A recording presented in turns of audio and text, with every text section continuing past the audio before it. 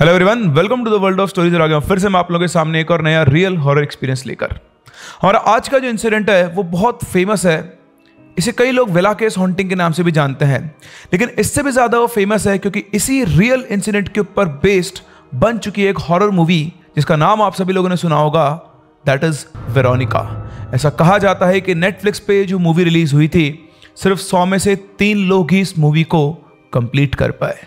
ये बहुत ज़्यादा डरावनी मूवी है। इसके अंदर जो एलिमेंट्स ऐड किए गए हैं वो भी बहुत ज़्यादा खतरनाक है। लेकिन मैं आपको बता दूं, ये मूवी इस रियल इंसिडेंट से इंस्पायर्ड है, लेकिन यहाँ पे बहुत सारी चीज़ों को फैब्रिकेट किया गया है। तो क्या है वेरोनिका की असली स्टोरी और क्या क्या चीज़ें छुपी हुई है इसके अंदर, आज हम लोग डिस्कस करने वाले हमारे इस विला केस हॉन्टिंग के केस में। ये हिस्ट्री का पहला ऐसा केस है जहाँ पर पुलिस ने भी अपनी केस फाइल के अंदर ये कंफर्म किया है कि इस घर के अंदर जो चीज़ें हो रही थी वो सुपरनैचुरल और सस्पिशियस की कैटेगरी के अंदर आती है। तो आप जिन लोगों ने मूवी देखी हो इसके बारे में जानते हैं, लेकिन जिन लोगों ने मूवी नहीं देखी और जो मूवी देख नहीं सकते हैं वो भी जान सकते हैं इस मूवी की सच्चाई और इस इंसिडेंट की सच्चाई कि आखिर क्या हुआ था और क्यों ये केस इतना फेमस है। हम कहानी में आगे बढ़े उससे पहले अगर आपके पास वैसे कोई रियल इंसिडेंट है तो आप मेरे साथ शेयर कर सकते हैं मेरी Gmail ID which is princeofchemistry22@gmail.com पर, या फिर आप मेरे Insta handle which is princeMNIT1987 पर भी मुझसे डायरेक्टली कनेक्ट कर सकते हैं। ये कहानी है 16 साल की एक लड़की की जिसका नाम था मारिया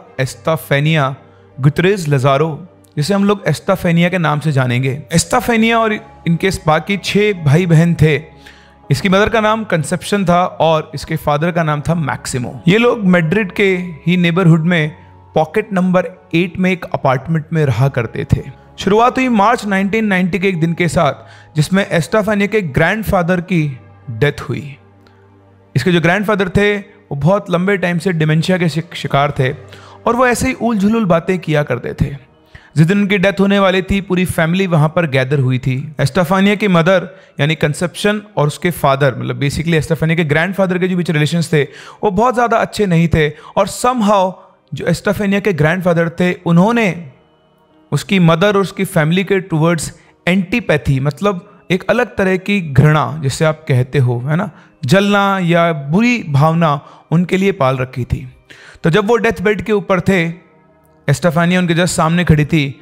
उन्होंने एस्ताफेनिया को अपने पास में बुलाया और पास में बुलाकर वो धीरे से उसके कान में बोले, इस जन्म में तो मैं तुम्हारा कुछ भी बुरा नहीं कर पाया, लेकिन अगली लाइफ में मैं तुम्हें परेशान करने जरूर आऊंगा। उनकी बात सुनकर एस्ताफेनिया घबरा गई। उसकी मदर ने भी बात सुनी, लेकिन क्योंकि वो डिमेंशिया के शिकार थे और वो कुछ भी उल्टी सीधी बातें बोला करते थे, इसलिए उनकी इस बात पर किसी ने ध्यान नहीं दिया और इन सब चीज़ों को उन्होंने नज़रअंदाज कर दिया। इसके थोड़ी देर बाद उनकी डेथ हुई, उनके सारे रिचुअल्स वगैरह किए गए और इस तरह से ये दिन जो था ये एस्ताफेनिया की लाइफ का एक ऐसा मार्क्ड डे था जिसने उसकी लाइफ को पूरी तरह चेंज कर दिया। इसके बाद लाइफ नॉर्मल चल रही थी और ये बात है स्कूल के ही एक दिन की, जब एस्ताफेनिया और उसकी एक और फ्रेंड, जिसके बॉयफ्रेंड के अभी कुछ 2-3 महीने पहले ही डेथ हुई थी एक बाइक एक्सीडेंट के अंदर। वो उसे बहुत प्यार करती थी और वो उसकी डेथ को लेकर बहुत डिस्टर्ब थी और उसका हमेशा एक ही कंसर्न रहा करता था कि क्या वो, क्योंकि वो लास्ट मोमेंट पर उससे बात नहीं कर पाई थी, वो ये जानना चाहती थी कि वो जहाँ पर भी है, जिस भी लाइफ में है, वो ठीक तो है ना। इस चीज़ का सोल्यूशन निकाला इन्हीं के 2 और फ्रेंड युआन और एंटोनियो ने। एंटोनियो कहीं से एक ओइजा बोर्ड लेकर आया था और उसने अपने इस फ्रेंड को बताया कि इस ओइजा बोर्ड के थ्रू वो उसके बॉयफ्रेंड के साथ कनेक्ट कर सकते हैं और जो भी वो उससे पूछना चाहती है वो उससे पूछ सकते हैं। इस स्टोरी के बहुत सारे वर्जन्स हैं, लेकिन सबसे क्लोजेस्ट सोर्सेज के इंटरव्यू अगर आप देखें तो वहाँ से पता लगता है कि ये एस्ताफेनिया का पहला टाइम था ओइजा बोर्ड को लेकर। इसके बहुत सारे वर्जन्स के अंदर ये कहा गया है कि एस्ताफेनिया जो थी वो इससे पहले भी ओइजा बोर्ड को यूज़ कर चुकी थी, उसका पैरानॉर्मल बहुत इंटरेस्ट था। लेकिन ये जो युआन है जिसके एक इंटरव्यू में बात बाहर निकल के आई थी कि ये एस्ताफेनिया का फर्स्ट टाइम था ओइजा बोर्ड के साथ और इसको लेकर वो बहुत नर्वस थी। अपने फ्रेंड्स के फोर्स करने के बाद उसने डिसाइड किया। तो एस्ताफेनिया की जो सिस्टर थी जिसका नाम था मारिया, वो भी इन्हीं के साथ थी, लेकिन उसने इस ओइजा बोर्ड सेशन के अंदर पार्टिसिपेट नहीं किया। अपने स्कूल शेड्यूल के बीच में एक गैप को देखकर, जिस दिन कोई एक टीचर वहाँ पर प्रेजेंट नहीं थी, इन्होंने एक खाली क्लासरूम को चुना। ये चारों दोस्त एंटोनियो, युआन, एस्ताफेनिया और इसकी वो 4th फ्रेंड, ये सभी एक क्लासरूम के अंदर पहुँचे और जो मारिया थी उसको उन्होंने स्कूल जो क्लासरूम था उसके गेट के बाहर खड़ा कर दिया कि अगर कोई भी गड़बड़ होती है या कोई आता है तो वो पहले से इनको इन्फॉर्म कर दे। एंटोनियो के पास जो वीजी बोर्ड था उसमें प्लानचेट नहीं था, तो उसकी जगह वो लोग यूज़ कर रहे थे एक ग्लास। और जब ये सेशन शुरू हुआ तो वहाँ पर अजीब अजीब से इवेंट्स होना शुरू हुए। वो ग्लास अपने आप रैंडमली मूव करना शुरू हो गया। उसको देखकर एस्टाफेनिया बहुत ज़्यादा नर्वस हो गई थी। उन सभी लोगों ने उस स्पिरिट से पूछा कि यहाँ पर कौन है, तो वहाँ से जवाब आया वेरोनिका। उन सभी लोगों को बहुत ज़्यादा मज़ा आने लगा था क्योंकि उनका जो वीजी बोर्ड एक्सपेरिमेंट था वो सक्सेसफुल हो रहा था। लेकिन एस्टाफेनिया, क्योंकि उसका पहला टाइम था, वो बहुत ज़्यादा घबरा गई थी। फिर इन तीनों दोस्तों ने उसे इनकरेज किया एक क्वेश्चन पूछने को, ताकि वो इस गेम के कि कौन है जो मुझसे बात करना चाहता है। थोड़ी देर के बाद वो जो क्लास था, रूम में एक अजीब साइलेंस हो गई और जो क्लासरूम का गेट था वो अपने आप बंद हो गया। और जैसे गेट बंद हुआ, बाहर खड़ी मारिया ने, उसका नाम था मारिया नेला, बट हम उसे मारिया बोलेंगे, तो मारिया ने उस गेट को खोलने की बहुत कोशिश की, उस गेट को खोल नहीं पा रही थी। उसको कुछ समझ में नहीं था कि अंदर क्या चल रहा है। वो बहुत बुरी तरह घबरा, देखकर उसने सारी चीज़ें वहाँ बताई। वो भी दौड़ती उसके साथ वहाँ पर पहुंची और वो क्लासरूम के गेट को खोलने लगी। ऐसा लग रहा था कि क्लासरूम का गेट किसी ने अंदर से बंद किया हुआ है। उन्होंने बहुत हिम्मत करके जैसे ही क्लासरूम का गेट खोला और अंदर क्लास में उनको सामने दिखाई देते हैं चारों बच्चे वीजी बोर्ड खेलते हुए। उस पर वो ग्लास था रखा हुआ था। जो सिस्टर थी उनको बहुत तेज गुस्सा आया, वो चिल्लाते उनकी तरफ भागी और उन्होंने उस वीजी बोर्ड को फेंक दिया। धुआं निकला जो हवा में अपने आप तैर रहा था और देखते ही देखते अचानक से वो जो वाइट स्मोक था वो सीधा एस्टाफेनिया के मुंह और नाक से उसकी बॉडी के अंदर एंटर कर गया। ये सारा इवेंट देखकर वो जो नन थी जिसका नाम था डोलोरेस मोलिना, वो बुरी तरह से घबरा गई। उसने सभी बच्चों को डांटा, लेकिन पता नहीं आना छोड़ दिया। वो सिर्फ अपने घर पर रहने लगी। उसने स्कूल की जॉब से भी क्विट कर दिया। पता नहीं उस दिन उसने ऐसा क्या एक्सपीरियंस कर लिया था।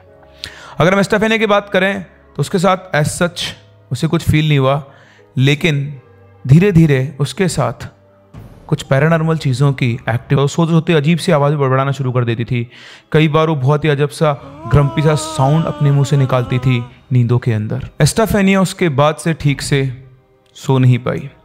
उसको अजीब अजीब सी आवाज़ें सुनाई देती थी, उसको हेलुसिनेशंस होने लगे, उसको विजन्स दिखाई देने लगे जहाँ पर बहुत सारी शैडोज उसके बेड के चारों तरफ घूम उनके साथ चलने के लिए। वो सोते सोते अचानक से 20 मिनट के लिए, और उस टाइम पर उसे किसी भी तरह का स्टिमुलस करो, उसे पिंच करो, उसे थप्पड़ मारो, उसे कुछ भी करो, उसको वो फील नहीं होता था। बस वो एक अजीब सी हंसी के साथ हंसती रहती थी। तो वो वापस से अपने, ऐसा लगता है कि उसे अपनी तरफ खींच रही है और उनमें से कुछ बहुत ही डरावनी आवाज़ें हैं जो उसको अपनी तरफ बुला रही है। उसके हेलुसिनेशंस, उसका गुस्सा और तेज बढ़ने लगा। वो अपने घर की जो लकड़ी की दीवारें थी उनको अपने नाखूनों से स्क्रैच किया करते। उसके रूम की जो वॉल्स थी उन पर बहुत सारे नाखूनों के बड़े बड़े स्क्रैच थे। इसी के साथ साथ उसको सीजर्स होते हैं। उसके सिम्टम्स धीरे धीरे इतने ज़्यादा बढ़ गए थे कि एक दिन उसने अपने भाई के ऊपर अटैक किया और अटैक करने के बाद वो इस तरह से आवाज़ निकाली जैसे एक सांप गुस्से के अंदर हिस साउंड निकालता है, और बुरी तरह से उसका छोटा भाई डर गया था।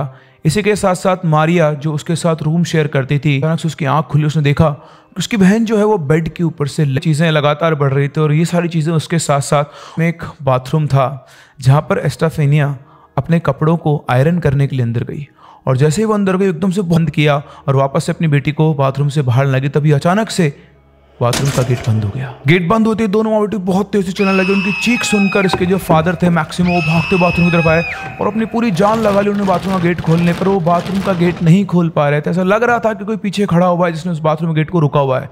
वो उस बाथरूम गेट को अपनी किक मारकर तोड़ने वाले थे, तभी अचानक से बहुत स्मूथली वो गेट अपने आप खुल गया और सामने पीछे की तरफ वो दोनों माँ बेटी बहुत ही घबराई स्टेट के अंदर वहाँ पे खड़े हुए थे। अपनी बेटी की बिगड़ती हालत को देखकर उन्होंने हर एक डॉक्टर को, हर एक स्पेशलिस्ट को वहाँ पे दिखाया, बट कोई भी किसी कंफर्म कंक्लूजन के ऊपर नहीं पहुँच पाया। एक डॉक्टर ने उसे एपिलेप्सी की मेडिकेशंस भी प्रिस्क्राइब की, बट उससे भी उसकी हालत में कोई सुधार नहीं आ रहा था। उसका स्ट्रेंज बिहेवियर और बढ़ता जा रहा था। एक दिन मत करना और मेरा जो कॉफिन है उसके अंदर मेरी और मेरे फादर की जो फोटो है वो उसके साथ रख देना। उसे पता ही नहीं था वो क्यों ऐसा बोल रही है। इवन वो अपनी डेथ को प्रिडिक्ट कर रही थी। वो कई बार अपनी माँ से कह चुकी थी कि उन सबसे पहले वो मर जाएगी और उसके बाद वो उन सबको प्रोटेक्ट करेगी उन बुरी आत्माओं से जो उसके आसपास घूमती रहती है। इन्हें इन्फॉर्म करने के लिए वो गेट को बार बार नॉक करेगी और वो लोग समझ जाएं कि कुछ ना कुछ खतरा आने वाला है। एस्टाफेनिया की हालत बहुत ज़्यादा ख़राब होती जा रही थी। एक दिन उसने अपनी सिस्टर मारिया के ऊपर अचानक से बैठे एकदम से अटैक कर दिया, इस तरह जैसे कोई वो एक जंगली खूंखार जानवर हो, और वो उसको नोच रही थी, काट रही थी। बड़ी मुश्किल से उसने खींचकर उसको फेंका, और फेंकते हुए फर्श के ऊपर जाकर गिरी, और फर्श के ऊपर गिरकर उसके मुंह से बहुत तेज तेज झाग आने लगे, और उसकी आंखें बिल्कुल वाइट हो गई, ऊपर चढ़ गई पत्ते, और बुरी तरह से वो शिवर करने लगी। उसको देख के मारिया बहुत तेज चिल्ला। उसके पेरेंट्स वहाँ पर आए तो बहुत ज़्यादा फॉर्म जो था वो उसके मुंह से बाहर निकल रहा था, और कुछ ही सेकंड्स के बाद वो बेहोश हो गई। जब वापस होश में आई, उससे पूछा तो उसे कुछ भी चीज़ याद नहीं थी। उसके बाद वो दिन बिल्कुल ठीक गुजरा। लेकिन 13 जुलाई 1991 एस्टाफेनिया को पिछली बार से भी सीवियर अटैक आया। आधे घंटे तक उसके मुंह से लगातार फॉर्मिंग होते रही, वो झाग निकलते रहे। उसकी मदर उसको लेकर बैठी रही, उसके हाथ को अपने हाथ में, और उसके बाद वो बेहोशी हालत के अंदर पड़ी हुई थी। फिर उसे लेकर जाया गया हॉस्पिटल। करीबन 11 बजे के आसपास रात को उसे हॉस्पिटल में एडमिट करवाया गया। जब वो हॉस्पिटल पहुंची तो वो ऑलरेडी कोमा के अंदर जा चुकी थी, और उसके 3 घंटे बाद रात को 2 बजे एस्टाफेनिया की डेथ हो गई। और डेथ का जो रीज़न था वो था पल्मोनरी एफेक्सिया, जिसमें आपकी बॉडी डिप्राइव्ड ऑफ ऑक्सीजन हो जाती है, ऑक्सीजन की भारी कमी हो जाती है। ये तब होता है जब कोई इंसान पानी के अंदर डूब गया हो, या किसी ने उसका गला दबा के उसको मारा हो, कोई ड्रग ओवरडोज हुई, या फिर कोई किसी केमिकल को इनहेल कर लिया हो, या फिर बहुत स्ट्रॉन्ग सीजर्स हुए हो। बट ये जो भी सिम्टम्स थे वो इस एज की पर्सन के डायग्नोसिस को सूट नहीं करते थे। उसका डिटेल फॉरेंसिक एग्जामिनेशन हुआ, और उसके बाद उसके रिपोर्ट में लिखा गया कि एस्टाफेनिया की जो डेथ थी वो स्ट्रेंज और सस्पिशियस है। सो गुटरेस फैमिली का एक बहुत बड़ा लॉस हो चुका था। एस्टाफेनिया अब उनकी ज़िंदगी में नहीं रही थी, लेकिन ये जो भी हॉन्टिंग्स थी ये एस्टाफेनिया के साथ खत्म नहीं हुई। उसकी डेथ के कुछ दिनों के बाद इस फैमिली के साथ फिर से वो हॉन्टिंग शुरू हुई। इंटर डायमेंशनल डोर है जिससे वो जो भी बुरी स्पिरिट्स या फिर एंटिटीज़ हैं वो इस घर के अंदर एंटर कर सकती है।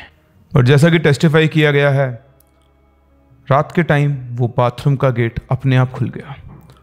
उन लोगों ने फिर से उस बाथरूम के गेट को वापस से क्लोज किया। वहाँ पे वुड के जो सीलेंट्स होते हैं, जो बेसिकली ब्लॉकर्स होते हैं, लगाकर उनको स्क्रूज से टाइट कर दिया ताकि कोई उन्हें खोल नहीं पाए। लेकिन उसी रात वापस से अपने आप वो स्क्रू सब बाहर निकल के वो जो ब्लॉकर था वो गिर गया, और बाथरूम का गेट अपने आप खुल गया। अब इसके बाद से चीज़ों की इंटेंसिटी और भी ज़्यादा बढ़ गई थी।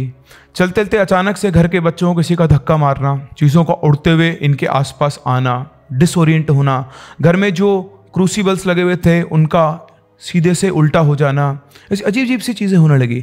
एक दिन कंसेप्शन और उसका जो बेटा रिकार्डो है वो डाइनिंग टेबल के ऊपर बैठे हुए थे, तभी अचानक से पीछे से एक ग्लास उड़ता हुआ रिकार्डो की तरफ आया, और एस्टाफेनिया की जो मदर थी वो तेज चिल्लाई, उससे वो एकदम से बचा। और ऐसा लग रहा था कि अगर वो उसको अलर्ट नहीं करती तो वो ग्लास उस बच्चे का सिर फूट सकता था, और ये ग्लास इंटेंशनली उसके ऊपर फेंका गया था। और इसी के साथ साथ अब उनको चीजें फील होने के साथ साथ दिखाई भी देने लगी। उनको अपने घर के उस कॉरिडोर के अंदर ब्लैक शैडोज घूमती हुई दिखाई देती थी।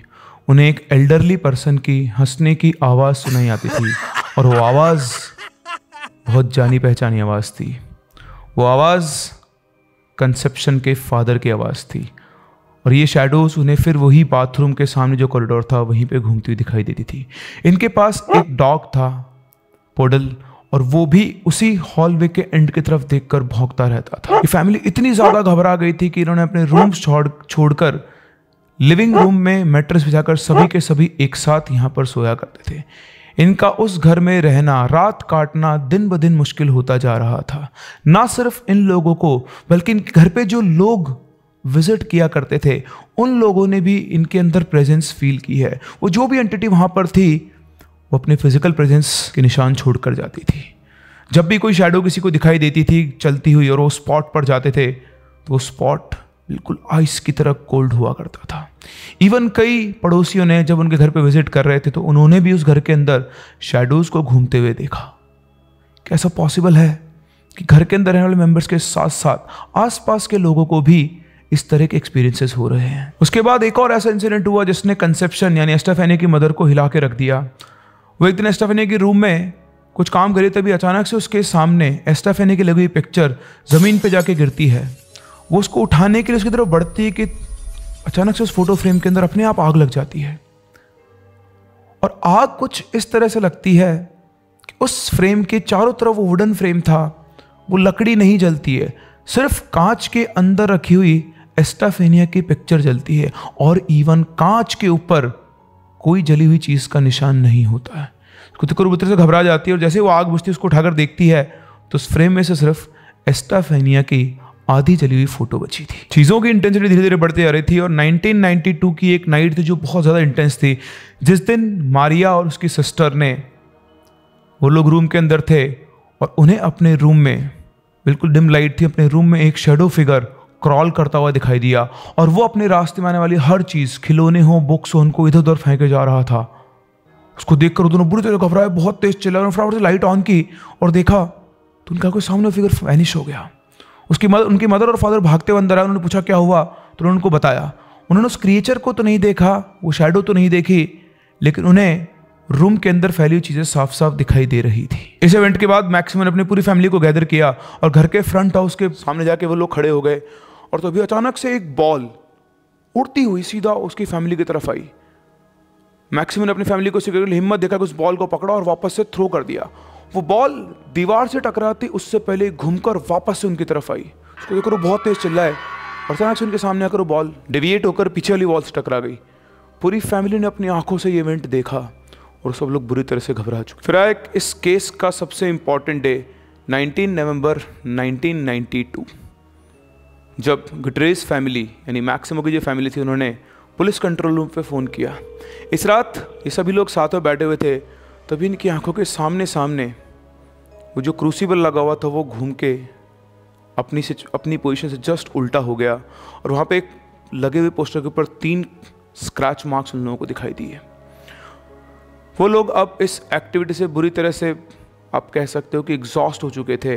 उन्हें कुछ समझ में नहीं आया तो उन्होंने फाइनली पुलिस की हेल्प लेने की सोची और उन्होंने फ़ोन किया पुलिस हेल्पलाइन पर।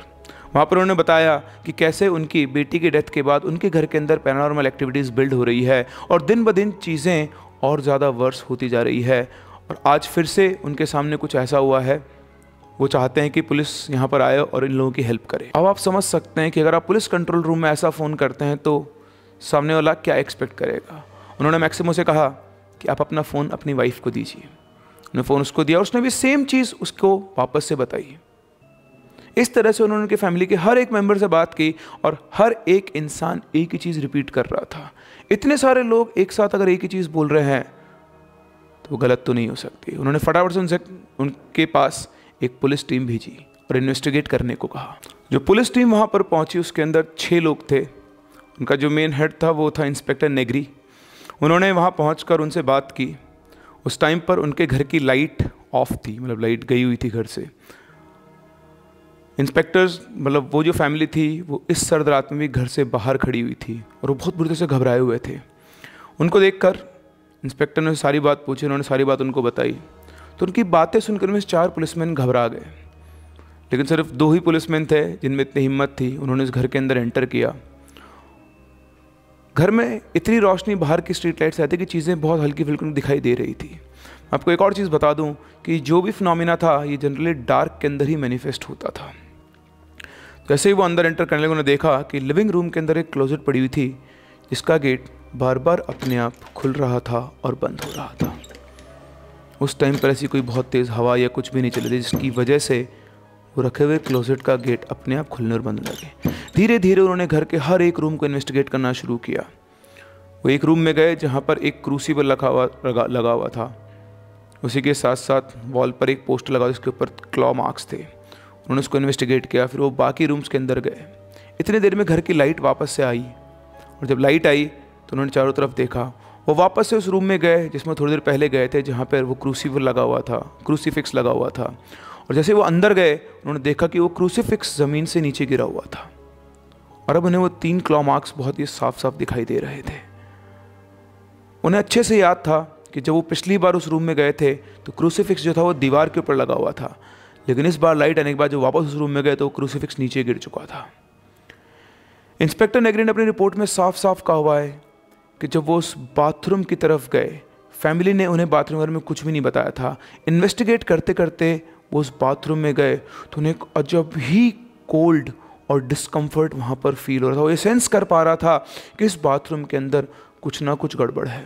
उसने बाहर आके ये चीज़ जब उस फैमिली से पूछी कि वो लोग सबसे ज़्यादा चीज़ कहाँ एक्सपीरियंस करते हैं, तो उन्होंने बताया कि बाथरूम के अंदर उन्हें इन चीज़ों की सबसे ज़्यादा एक्टिविटी दिखाई देती है। घर को इन्वेस्टिगेट करते हुए एक और स्ट्रेंज फिनोमिना इंस्पेक्टर नेग्री ने वहाँ पे देखा था कि वहाँ पर लिविंग रूम के अंदर एक टेबल रखी हुई थी जिसके क्लोथ के ऊपर अचानक से अपने आप ही एक ब्राउन कलर का स्लाइम जैसा लिक्विड आकर इकट्ठा हो गया। इंस्पेक्टर नेग्री इस चीज़ को रिग्रेट करते हैं कि उन्होंने उसका सैंपल कलेक्ट नहीं किया, वरना इस केस को सॉल्व करने में उनकी उससे बहुत हेल्प हो सकती थी। उसके बाद नेक्स्ट डे पुलिस वापस आई पूरे घर को इन्वेस्टिगेट करने। उस रात उन्होंने उनसे कहा कि आप लोग जाइए, इस घर में से कुछ नहीं है। बड़ी हिम्मत करके सारे फैमिली वाले वापस उस घर के अंदर गए और जब पुलिस ने अपनी रिपोर्ट फाइनल की तो उसमें साफ साफ इंस्पेक्टर नेग्री ने लिखा था कि उन्होंने उस घर के अंदर जो भी देखा और ऑब्जर्व किया वहाँ पर कुछ ना कुछ ऐसा था जो कि नॉर्मल और नेचुरल नहीं था। इसके बाद भी कंसेप्शन, मैक्सिम और उनके फैमिलीज घर के अंदर रहे और एनी हाउ वो लोग इस चीज़ के साथ अब सेटल हो चुके थे।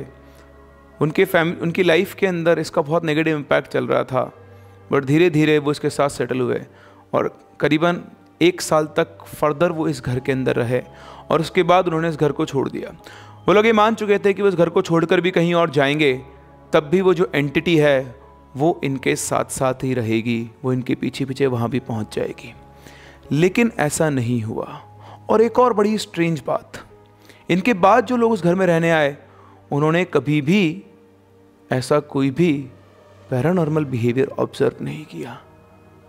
तो क्या एक्चुअली में उस घर में कुछ पैरानॉर्मल था या फिर ये एक तरह का मास हिस्टीरिया का केस था जहाँ पर एक साथ कई लोगों को एक ही चीज़ या फिर एक ही चीज़ का हेलुसिनेशन होना शुरू हो जाता है? क्या जो भी कुछ वो देख रहे थे, एक्सपीरियंस कर रहे थे, वो सब उनके दिमाग का कोई खेल था?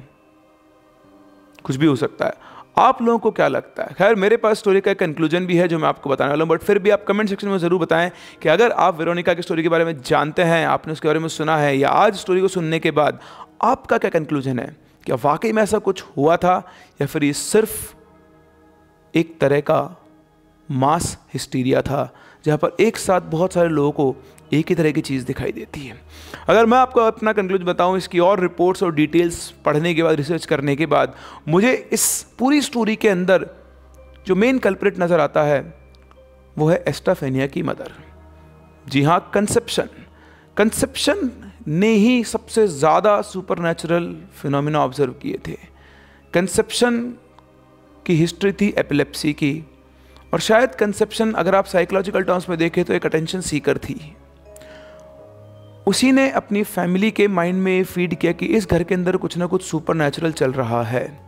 उसी को सबसे ज़्यादा पहली बार भी उसे ही उस बाथरूम के अंदर एस्टाफेनिया के साथ वो शैडो दिखाई दी थी। उसी ने पूरी फैमिली को बताया था कैसे एक ठंडा हाथ उसके हाथ को कैरेस करता था और उसकी शीट को खींचता था। जब बार बार आप एक ही चीज़ फीड करते हैं अपनी फैमिली के अंदर, तो उस फैमिली में सिर्फ एक हस्बैंड था और बाकी सब बच्चे थे।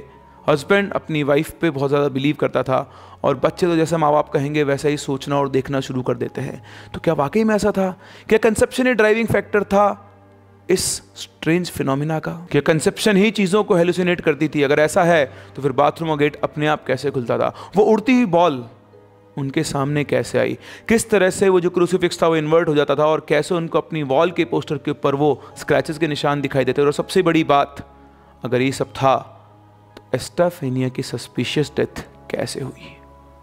ऐसे बहुत सारे क्वेश्चंस हैं जो इस केस से आज भी अनसॉल्व्ड है। तो ये थी हिस्ट्री की सबसे डरावनी फिल्मों में से किसी एक फिल्म की बैक स्टोरी। जी हाँ, द वेला केस हॉन्टिंग, जिसके ऊपर बनी है वेरोनिका मूवी। आई होप आप लोगों को ये कहानी पसंद आई होगी। मुझे कमेंट सेक्शन में ज़रूर बताएं अगर आपको ये कहानी पसंद आई और ऐसी और बहुत सारी कहानी आप सुनना चाहते हैं तो चैनल को सब्सक्राइब करना बिल्कुल ना भूलें। हम लोग मिलते हैं अपनी अगली कहानी में, तब तक के लिए keep loving and keep listening.